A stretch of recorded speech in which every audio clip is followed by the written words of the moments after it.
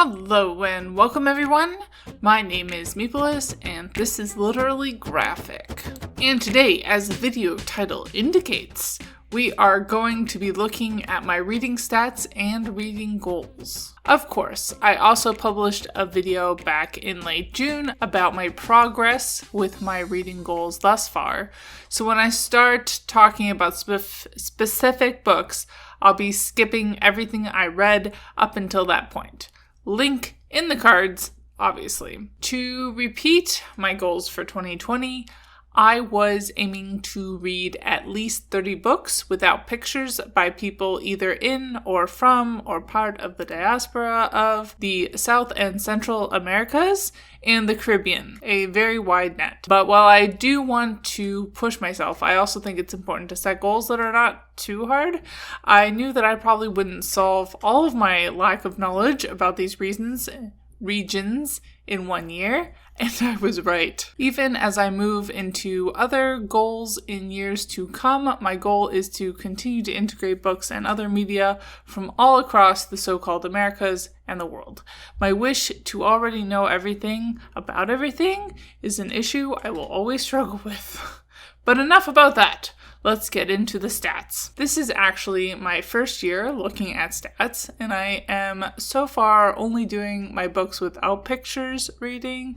I'm hoping to get to my comic and graphic novels reading soon, but because they are so much more collaborative, that's a bit harder for me to wrap my head around. The one hack that helped me finally start tracking this year was to realize that I didn't need to do the work a little at a time. It was just fine for me to procrastinate until now and just figure it out in a fit of hyperfocus. I also realized that if I read a lot of books by one author, that also reduced the amount of research I had to do. Overall, my records show that I read a total of 72 books this year, a huge increase over my reading slump of a year in 2019. They were an average of 280.8 pages long, and my average rating was 3.69 stars. The majority of these books, 62, were standalone books of some kind, with only 10 being part of a series of some kind. Genre-wise, I read 30 nonfiction books, 26 unmagical contemporary, 13 were SFF, and 4 were historical fiction, under the most generous of terms. I didn't make a chart for this because it applied to so few books, but I did read 2 books by people who ID as anarchists, and 5 were by people who ID'd as Marxists, communists, or socialists. Race-wise, to the best of my knowledge, the largest proportion of books I read were written by Black authors. Next up were 15 books by authors who are white. Third up was 18 books by people who were identified to me as Latina, Latino, Latinx. 4 were by people indigenous to Turtle Island. 2 were unknown, and 1 each of East Asian and Southeast Asian descent. These numbers don't quite add up because I read 3 books by Elizabeth Acevedo, who identifies as Black and Latinx. A bit of a unique stat. Because of my own religiousness, I am interested in the religiousness of the authors I read. Over half, at 48, books were written by people who I'm yet unsure about. 12 books were written by people who identify as either having been raised in a Christian denomination or worked for a Christian organization, but left or didn't actively ID as a Christian in their adult life. 9 books were written by people who still identified as Christian. 2 people actively identified as non-religious. And I read 1 book each by a Hindu author, Jewish author, and atheist author. Gender-wise, I was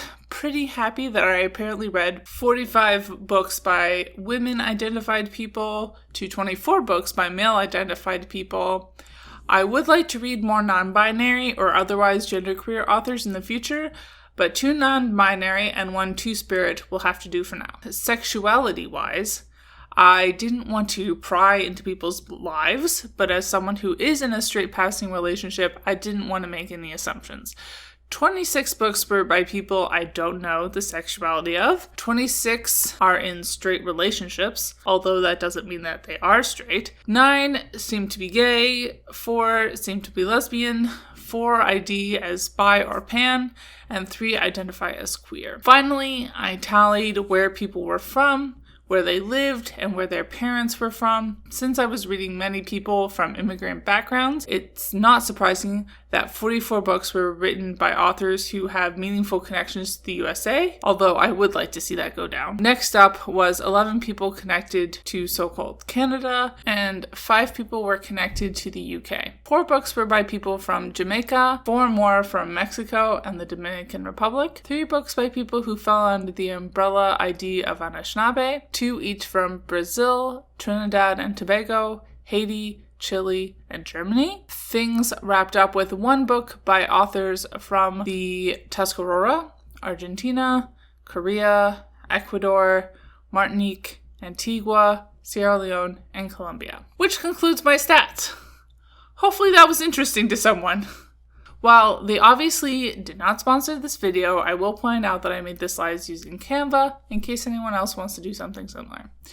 Moving on to talking a tiny bit about each of the books I read since the end of June, I think I'll start with the 5-star reads and grow from there, obviously drawing the most attention to books that counted towards my goal. Apologies for the length of this video. It's certainly encouraging me to seriously commit to quarterly updates in the future, but we shall see. Starting at the top of the top, I would highly recommend everyone pick up The Undocumented Americans by Carla Cornejo Villavicencio. Nonfiction, 5 out of 5 stars. The Poet X by Elizabeth Acevedo. Young adult contemporary, 5 out of 5 stars. Buying Plantain, contemporary coming of age, 5 out of 5 stars. The Wretched of the Earth by Frantz Fanon, groundbreaking book on decolonization theory, 5 out of 5 stars. Transitioning to top reads that didn't fit in my reading goals, I ended up not counting the essay collection Not That Bad, Dispatches from Rape Culture, because while the editor, Roxane Gay, was born to Haitian immigrants, the majority of contributors did not fit within the parameters of my goal. A Black Woman's History of the United States, nonfiction, 5 out of 5 stars. The New Jim Crow, Mass Incarceration in the Age of Colorblindness by Michelle Alexander, nonfiction, 5 out of 5 stars. Freedom is a Constant Struggle,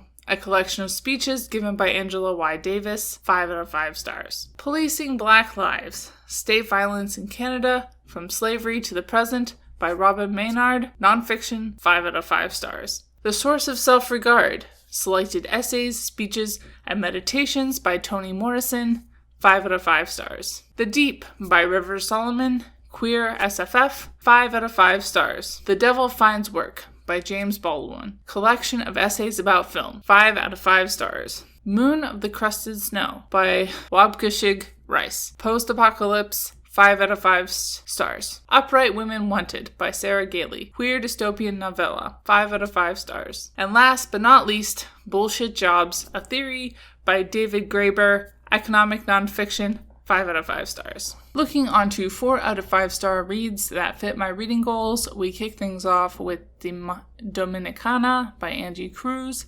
historical fiction, 4 out of 5 stars. Gods of Jade and Shadow by Sylvia Moreno Gargia, historical magical realism, 4 out of 5 stars. The Jumbies by Tracy Baptiste, middle grade fantasy, 4 out of 5 stars. With the Fire on High and Clap When You Land by Elizabeth Acevedo, young adult contemporary novels, 4 out of 5 stars. Pride by E.B. Zaboy, audiobook read by Elizabeth Acevedo, contemporary young adult, 4 out of 5 stars. Something Fierce, Memoirs of a Revolutionary Daughter by Carmen Aguirre, autobiography, 4 out of 5 stars. Skinfolk and Brown Girls in the Ring, both queer speculative fiction, Nalo Hopkinson, 4 out of 5 stars. The Other Side, Stories of Central American Teen Refugees Who Dream of Crossing the Border by Juan Pablo Villalobos, nonfiction, 4 out of 5 stars.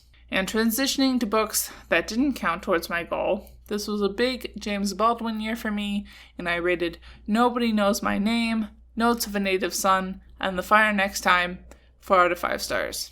I also rated Ain't I a Woman? Black Women and Feminism by Bell Hooks, nonfiction, 4 out of 5 stars. How to Be an Anti-Racist by Ibram X. Kendi, nonfiction, 4 out of 5 stars. The Vanishing Half by Britt Bennett, historical fiction, 4 out of 5 stars. Catch and Kill, Lies, Spies, and a Conspiracy to Protect Predators by Ronan FARROW, nonfiction, 4 out of 5 stars. On Fire, The Case for a Green New Deal by Naomi Klein, nonfiction, 4 out of 5 stars. All Systems Red by Martha Wells, science fiction novella, 4 out of 5 stars. And last but not least, as I always say, Small Game Hunting at the Local Coward Gun Club by Megan Gale Coles, contemporary literary fiction, 4 out of 5 stars. Now we find ourselves at 3 out of 5 stars. My most common rating this year overall is certainly not an insult. It mostly boils down to a book not really sparking with me like a 4 or 5 star book seems to. That said, this might be your next 5-star read, and I certainly would still recommend these books to anyone who finds them interesting. Books that counted to my goal included Lobizona by Romina Garber, young adult urban fantasy that references Harry Potter an unfortunate number of times, 3 out of 3 stars. And More Happy Than Not by Adam Silvera, queer science fiction, 3 out of 5 stars. I also rated Go Tell It on the Mountain and If Beale Street Could Talk by James Baldwin, classic fiction, 3 out of 5 stars. The Water Dancer by Ta-Nehisi Coates, historical fiction, 3 out of 5 stars. The Tyranny of Metrics by Jerry Z. Muller, economic nonfiction, 3 out of 5 stars. The Good, the Bad, and the Undead by Kim Harrison, urban fantasy, 3 out of 5 stars. And my first foray into the world of Terry Pratchett, I finally read The Color of Magic and rated it 3 out of 5 stars. Dipping down into 2 out of 5 stars, which shows up on Goodreads as okay, I rated We Set the Dark on Fire by Taylor K. Mejia, queer dystopian, 2 out of 5 stars. It Is Wood, It Is Stone by Gabriella Burnham might really be a 1 out of 5 stars, but right now it's literary fiction, 2 out of 5 stars. Taking Charge of Adult ADHD by Russell A. Barkley was a very disappointing 2 out of 5 stars. And to conclude, I was more than a little disappointed by the final installment in the To All the Boys I've Loved Before trilogy, Always and Forever Lara Jean by Jenny Han, contemporary young adult, 2 out of 5 stars. And finally, we are at the end. Congratulations to anyone who made it this far. How did your goals go this year? What kind of goals are you making for next year? I'll certainly be following this up with another video shortly about what my plans are. Bye y'all, keep reading and resist white supremacy. And as always, Literally Graphic is recorded on the traditional territory of the Mississaugas of the Credit First Nation and Anishinaabe people, the Haudenosaunee Confederacy, and the Huron-Wendat Nation. I live here because of British colonization, Indigenous genocide, and more geographically specific, Treaty 13. Also known as the Toronto Purchase, which was finalized in 1805 between representatives of the Crown and certain Mississauga peoples. This treaty was a lie and has since been broken many times over. Saying so reflects only my own small steps towards knowing the truth and does nothing for reconciliation.